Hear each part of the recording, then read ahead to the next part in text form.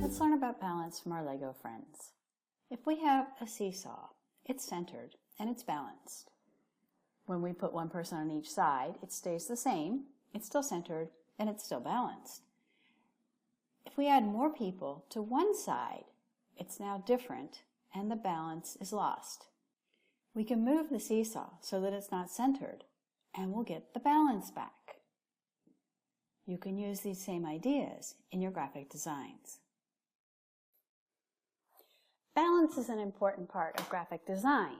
Okay, it might be fun to put Lego guys on a piece of wood and see what happens, but it does relate to things that we do in graphic design because balance is something that happens visually as well.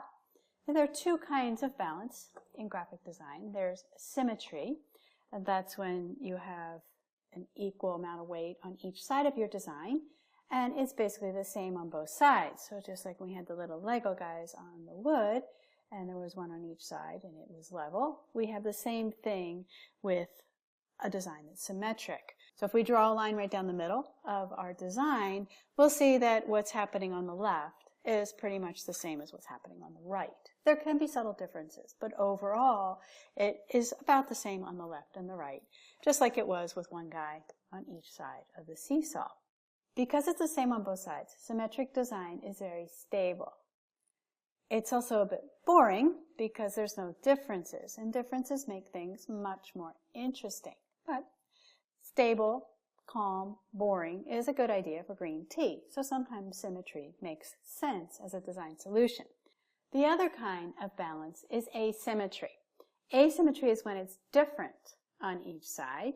So if you draw a line down the middle, you see something very different on the left and the right. Okay, this is like when you have more Lego guys on one side of the seesaw and one further away on the other side. Okay, so asymmetric balance can be created by using size, so something large can be balanced with something small. It can also be created with value or lightness and darkness. A large lighter area can be balanced with a small darker area. Another way you can design with asymmetry is by balancing the amount of detail. So we have a large simple silhouette on the left, and we have a small piece of text with a lot of detail because of all the letters on the right hand side. So this small area here balances the large area on the left. So remember, symmetry for when you want things stable, calm, boring, and predictable. And asymmetry when you want to have more of a dynamic solution or more energy in your design. Asymmetry is more eye-catching because it's different and it makes us look at it more.